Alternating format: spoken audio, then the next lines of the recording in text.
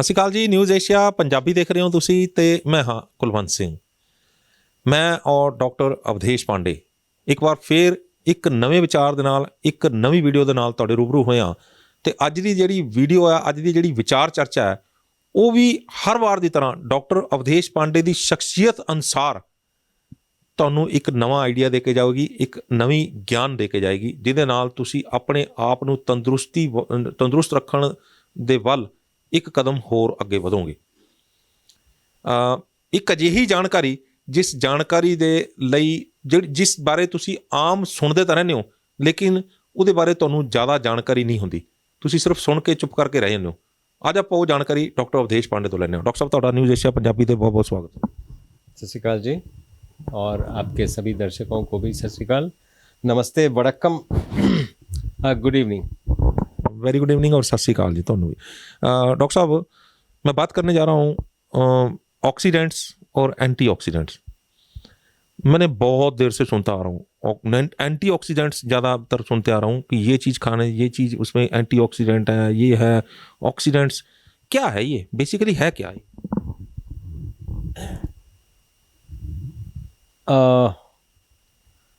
हम अंदर क्या लेते हैं?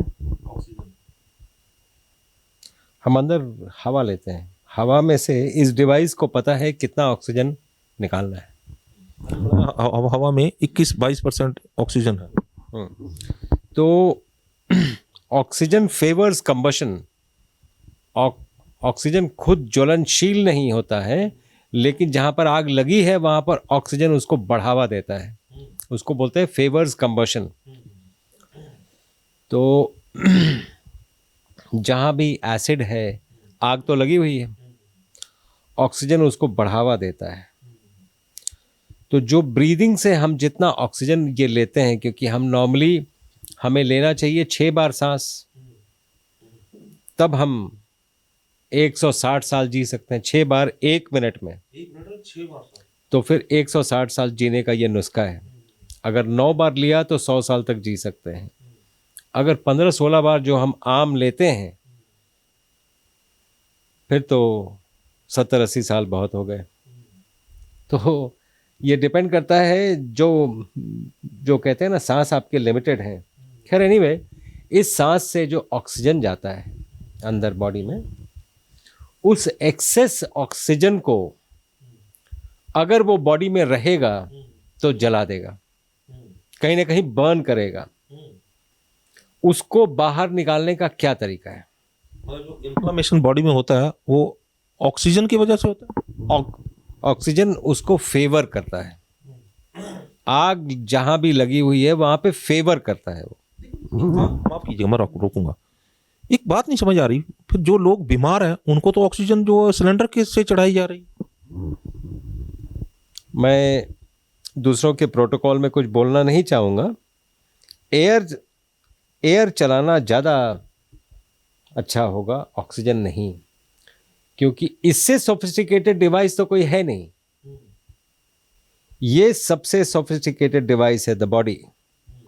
इसको एयर में से कितना ऑक्सीजन निकालना है, कितना नहीं निकालना है, उसको ठीक से पता है। उसको ठीक से पता है कितना निकालना है। तो अब क्या हो रहा है कि जब ऑक्सीजन उसमें से एक्सेस जितना है वो या तो फेवर करेगा कंबशन, उसको निकालने का क्या तरीका है?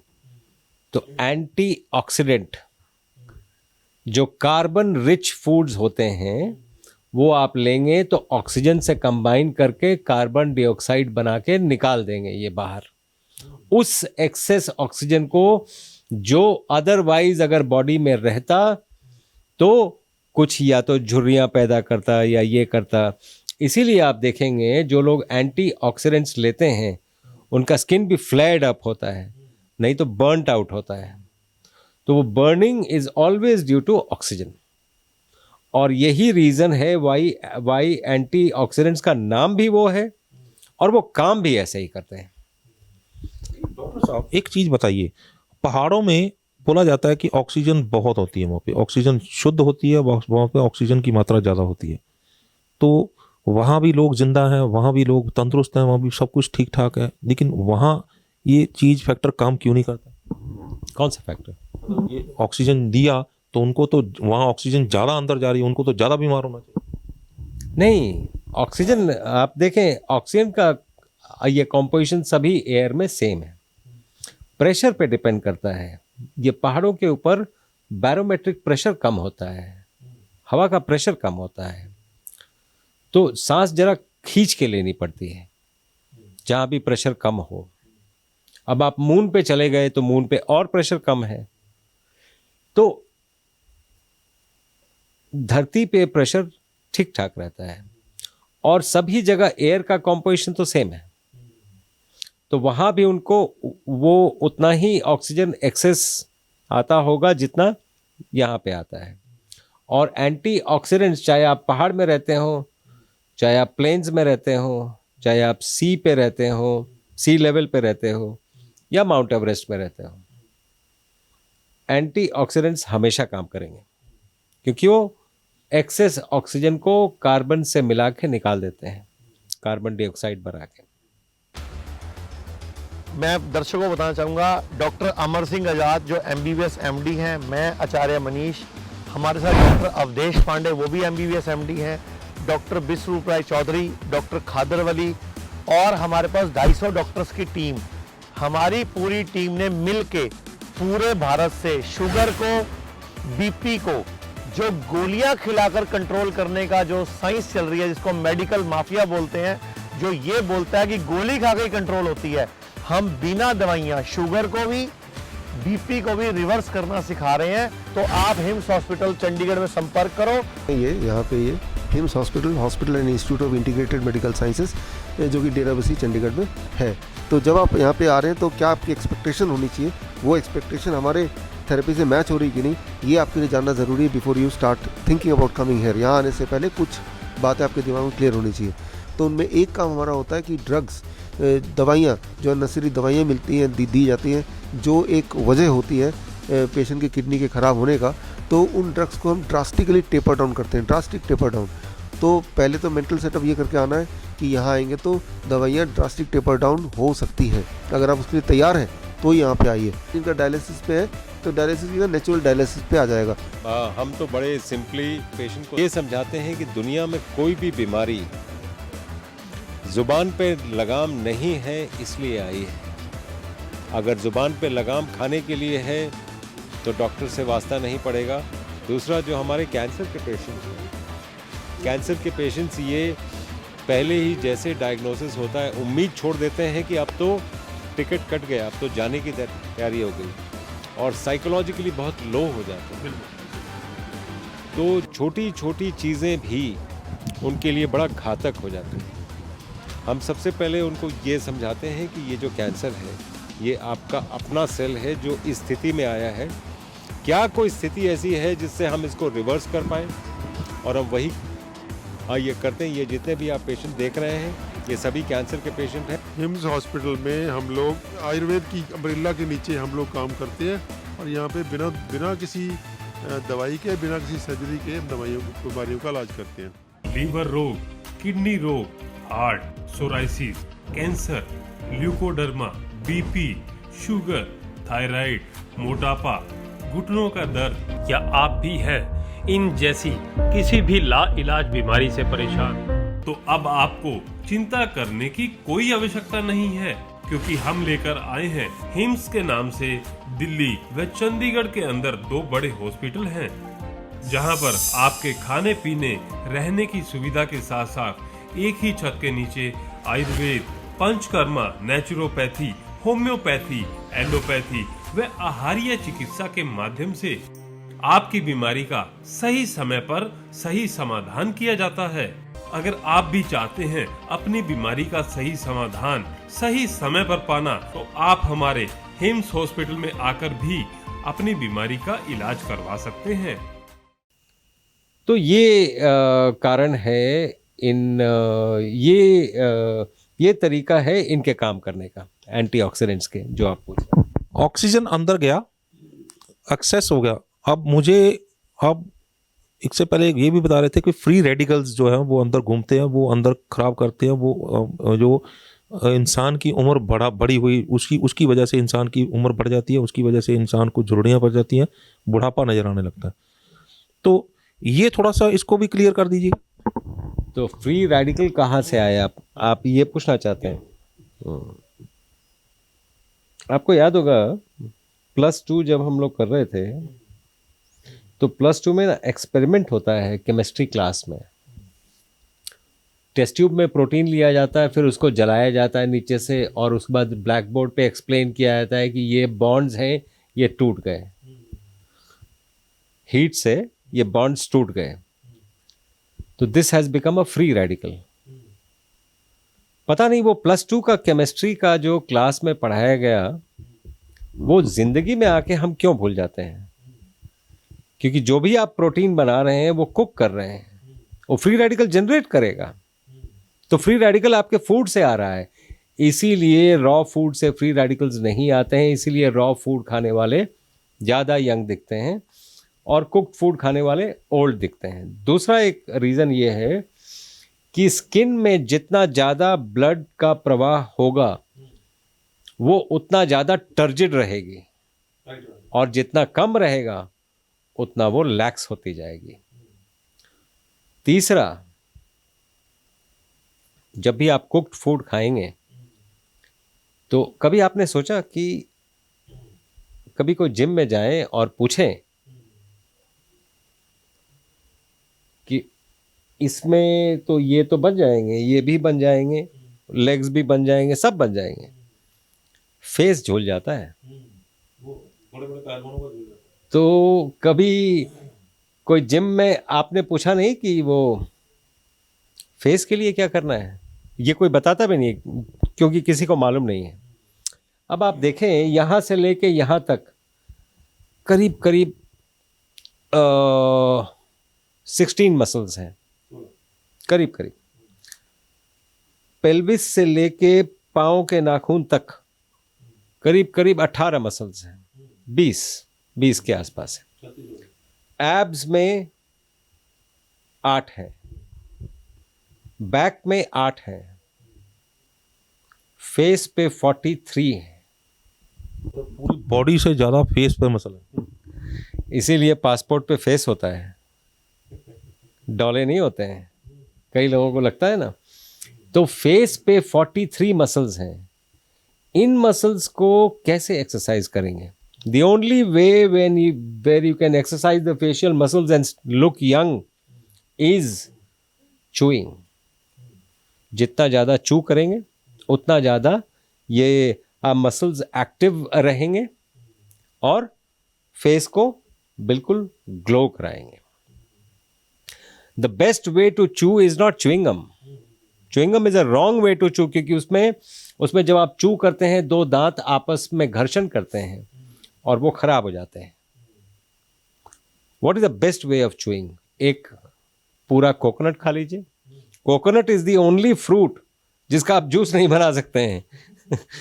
That is the only fruit जिसका आप जूस नहीं बना सकते हैं। नहीं तो लोगों का मतलब ऐसा है कि इतना ज़्यादा मशीन्स पे उनकी लाइफ डिपेंडेंट है कि हर चीज़ का जूस ही बना दो, आसानी हो अंदर लेने में। ये नहीं समझते हैं कि वो आपको वैसे ही लेना है जैसे प्रकृति में है।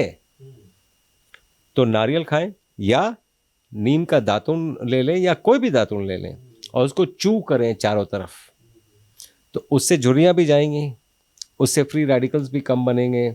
और अगर नीम आप लेते हैं सुबह सुबह उठ के, तो यकीन करिए आप धरती मुंह में डाल रहे हैं, क्योंकि धरती से डायरेक्टली स्प्रिंग आउट है वो। धरती मुंह में डाल रहे हैं, यू आर अर्थिंग योरसेल्फ। इससे बड़ी क्या बात होगी? जो आप प्लास्टिक का ब्रश यूज करते हैं वो तो कहीं और पड़ा रहता है, वो तो अर्थिंग नहीं होता है उसका। So this is the whole principle how things work, और कैसे आदमी हेल्दी और हैप्पी रह सकता है। और एंटी ऑक्सीडेंट्स का मैंने आपको बता ही दिया। एंटीऑक्सीडेंट वाली कौन सी ऐसी चीजें हैं जिनको हमें खाना चाहिए जो एंटीऑक्सीडेंट्स हो? जो भी फ्रेश लीव्स हैं, हल्दी है, टमाटर है, हर वो खाने में एंटीऑक्सीडेंट्स होंगे जिनको आग नहीं दिखाया गया है, क्योंकि आग दिखाना is oxidation, they are oxidized. तो इसलिए raw food almost always acts as antioxidants. इससे ऑक्सीडेंट से बीमारियां कौन कौन सी होती हैं जो ठीक हो जाती हैं? एंटीऑक्सीडेंट से, ऑक्सीडेंट्स पहले ऑक्सीडेंट जाएगा तभी ऑक्सीडेंट से तो बीमारियां होती हैं, वही बोलो कौन कौन सी बीमारियां होती हैं? सभी। इट कॉजेज क्रोनिक इन्फ्लेमेशन, और chronic inflammation is a driver of all diseases, all from infection to cancer to ageing to anything. उसका ड्राइवर एक ही है, क्रोनिक इन्फ्लेमेशन। आप क्रोनिक इन्फ्लेमेशन कम कर दीजिए। क्रोनिक इन्फ्लेमेशन आपके आचार, विचार, व्यवहार और आहार से होता है। ये चारों से क्रोनिक इन्फ्लेमेशन कम होता है। इसीलिए मेडिटेशन से लेके क्या खाना है, कितने देर पे खाना है, ये बातें जाननी बहुत ज़रूरी हैं। और जैसे ही आप क्रोनिक इन्फ्लेमेशन कम करते हैं, सारी बीमारियां कम होने लगती हैं। This is called quantum healing, जो हम यहाँ पे प्रोमलगेट भी करते हैं। इसी पद्धति के ऊपर काम करते हैं? बिल्कुल बिल्कुल, एब्सोल्युटली। आज आपने राज जान लिया। तो मुझे लगता है कि बहुत सारे लोग जो हैं वो इस राज को जानने के बाद आपको घाटा भी पड़ने वाला यहाँ पे है। अरे कोई बात नहीं। देखिए, अपना aim, after a certain time money is not important. आप जिस सोसाइटी में मूव कर रहे हैं वो सोसाइटी सिक है। आप कुछ भी अकेले तो कर नहीं पाएंगे। आपको कुछ खरीदना होगा, कुछ लोग, everybody sick, they have that eating, meeting, mating and cheating things in mind. तो वो ठीक नहीं है। इसलिए to make the society healthy हमने ये मूवमेंट किया है। वो घर बैठे ठीक हो जाएं, इससे ज़्यादा खुशी की बात नहीं हो सकती है। तभी लोग आपको सलाम करते हैं, तभी आपका धन्यवाद करते हैं। और वीडियो के नीचे आप कमेंट पढ़ा कीजिए। आपके लिए लोग आपको तो भगवान का दर्जा दे रहे हैं। बहुत बहुत धन्यवाद आपका। थैंक यू, धन्यवाद, बहुत धन्यवाद। सो ਇਹ ਸਨ ਡਾਕਟਰ ਅਵਧੇਸ਼ ਪਾਂਡੇ। ਹਰ ਵਾਰ ਦੀ ਤਰ੍ਹਾਂ ਜਾਣਕਾਰੀ ਅਜਿਹੀ ਢੰਗ ਨਾਲ ਦਿੰਦੇ ਨੇ ਕਿ ਬੰਦਾ ਅੱਖਾਂ ਦੇ ਸਾਹਮਣੇ ਫਿਲਮ ਘੁੰਮਣ ਲੱਗ ਜਾਂਦੀ ਹੈ ਵੀ ਕੀ ਹੋ ਰਿਹਾ, ਕਿੱਦਾਂ ਹੋ ਰਿਹਾ, ਅੰਦਰ ਆਕਸੀਜਨ ਗਈ, ਅੰਦਰ ਕਿਵੇਂ ਕੰਮ ਕਰ ਰਹੀ ਹੈ, ਅੱਖਾਂ ਦੇ ਸਾਹਮਣੇ ਵੀਡੀਓ ਬਣ ਜਾਂਦੀ ਹੈ ਉਸ ਚੀਜ਼ ਦੀ, ਔਰ ਬੰਦਾ ਇੱਕ ਵਾਰ ਦੇ ਵਿੱਚ ਸਾਰੀ ਚੀਜ਼ ਕਲੀਅਰ ਹੋ ਜਾਂਦੀ ਹੈ। ਔਰ ਕਲੀਅਰ ਇਸੇ ਤਰ੍ਹਾਂ ਨੂੰ ਆਕਸੀਡੈਂਟ ਤੇ ਐਂਟੀ ਆਕਸੀਡੈਂਟ ਤੇ ਫ੍ਰੀ ਰੈਡੀਕਲਸ ਨੂੰ ਵੀ ਅੱਜ ਇਸ ਬਾਰੇ ਇਸ ਤਰ੍ਹਾਂ ਪੂਰੀ ਤਰ੍ਹਾਂ ਕਲੀਅਰ ਕਰ ਦਿੱਤਾ ਕਿ ਸਿਰਫ ਤੇ ਸਿਰਫ ਆਕਸੀਜਨ ਸਾਨੂੰ ਜਿਹੜੇ ਅਸੀਂ ਬੇਮਤਲਬ ਤੋਂ ਢੰਗ ਦੇ ਨਾਲ ਆਪਾਂ ਬਿਨਾਂ ਉਹਦੇ ਨਾਲ ਲੈ ਰਹੇ ਹਾਂ, ਕੁੱਕ ਫੂਡ ਦੇ ਰਸਤੇ ਦੇ ਅੰਦਰ ਅਸੀਂ ਪਹੁੰਚਾ ਰਹੇ ਹਾਂ, ਜਾਂ ਹੋਰ ਤਰੀਕੇ ਨਾਲ ਆਕਸੀਜਨ ਦੀ ਆਪਾਂ ਡਾਇਰੈਕਟ ਆਕਸੀਜਨ ਵੀ ਲੈ ਰਹੇ ਹਾਂ, ਤਾਂ ਉਹ ਸਾਨੂੰ ਕਿਸ ਤਰੀਕੇ ਕਿੰਨਾ ਜਿਹੜਾ ਸਾਡਾ ਨੁਕਸਾਨ ਪਹੁੰਚਾ ਰਹੀ ਹੈ। ਅਤੇ ਅੱਜ ਜਿਸ ਤਰੀਕੇ ਨਾਲ ਉਹਨਾਂ ਨੇ ਜਾਣਕਾਰੀ ਦਿੱਤੀ ਹੈ ਕਿ ਕੁੱਕਡ ਫੂਡ ਨੂੰ ਯਾਨੀ ਪੱਕਿਆ ਹੋਇਆ ਭੋਜਨ ਜੇ ਅਸੀਂ ਛੱਡ ਦਿੰਦੇ ਹਾਂ, ਭੋਜਨ ਛੱਡ ਦਿੰਦੇ ਹਾਂ, ਤਾਂ ਅਸੀਂ ਜਿਹੜਾ ਰॉ ਫੂਡ ਕੱਚਾ ਜਿਹੜਾ ਅਸੀਂ ਭੋਜਨ ਖਾਣਾ ਸ਼ੁਰੂ ਕਰ ਦਿੰਦੇ ਹਾਂ, ਤਾਂ ਐਂਟੀ ਆਕਸੀਡੈਂਟਸ ਜਿਹੜੇ ਬਾਡੀ ਦੇ ਅੰਦਰ ਜਾਣਗੇ। ਜਿਹੜਾ ਇਨਫਲੇਮੇਸ਼ਨ ਯਾਨੀ ਜਿਹੜੀ ਸੋਜ ਅਲੱਗ-ਅਲੱਗ ਅੰਗਾਂ ਦੇ ਵਿੱਚ ਆਈ ਹੋਏਗੀ, ਉਹ ਸੋਜ ਉਤਰ ਜਾਏਗੀ ਅਤੇ ਸਾਡੀਆਂ ਬਿਮਾਰੀਆਂ ਜਿਹੜੀਆਂ ਉਹ ਠੀਕ ਹੋਣ ਲੱਗ ਜਾਣਗੀਆਂ। ਇਹੋ ਹਿਮਸ ਦੇ ਵਿੱਚ ਰਾਜ ਦਾ ਜਿਹੜਾ ਇੱਕ ਵੱਡਾ ਰਾਜ ਹੈ, ਜਿਹੜਾ ਕਿ ਹਿਮਸ ਦੇ ਵਿੱਚ ਪੇਸ਼ੈਂਟ ਜਿਹੜੇ ਉਹ ਜ਼ਿਆਦਾ ਠੀਕ ਹੋ ਰਹੇ ਨੇ। ਉਮੀਦ ਕਰਦੇ ਹਾਂ ਕਿ ਇਹ ਵੀ ਵੀਡੀਓ ਤੁਹਾਨੂੰ ਪਸੰਦ ਆਈ ਹੋਵੇਗੀ, ਅਤੇ ਜੇ ਪਸੰਦ ਆਈ ਹੈ ਤਾਂ ਇਸ ਨੂੰ ਵੀ ਵੱਧ ਤੋਂ ਵੱਧ ਸ਼ੇਅਰ ਕਰ ਦਿਓ, ਕਿਉਂਕਿ ਕੀ ਪਤਾ ਕੋਈ ਬੰਦਾ ਇਸ ਜਾਣਕਾਰੀ ਦੇ ਘਾਟ ਕਾਰਨ ਘਰ ਬੈਠਾ ਬਿਮਾਰ ਪਿਆ ਹੋਵੇ ਅਤੇ ਇਸ ਛੋਟੀ ਜਿਹੀ ਜਾਣਕਾਰੀ ਨੂੰ ਆਪਣੇ ਜ਼ਿੰਦਗੀ ਦੇ ਵਿੱਚ ਸ਼ਾਮਲ ਕਰਕੇ ਉਹ ਇਸ ਨੂੰ ਆਪਣੇ ਇਲਾਜ ਖੁਦ ਕਰ ਲੈਂਦਾ, ਤਾਂ ਅਸੀਂ ਸਮਝਾਂਗੇ ਕਿ ਇਸ ਵੀਡੀਓ ਨੂੰ ਬਣਾਉਣ ਦਾ ਮਕਸਦ ਕਾਮਯਾਬ ਰਿਹਾ। ਸਾਡੇ ਚੈਨਲ ਨੂੰ ਸਬਸਕ੍ਰਾਈਬ ਕਰਨਾ ਨਾ ਭੁੱਲਿਓ। ਅਗਲੀ ਵਾਰ ਫਿਰ ਹਾਜ਼ਰ ਹੋਵਾਂਗੇ ਇੱਕ ਨਵੇਂ ਮੁੱਦੇ, ਇੱਕ ਨਵੇਂ ਮਹਿਮਾਨ ਦੇ ਨਾਲ। ਉਦੋਂ ਤੱਕ ਮੈਨੂੰ ਦਿਓ ਇਜਾਜ਼ਤ। ਧੰਨਵਾਦ।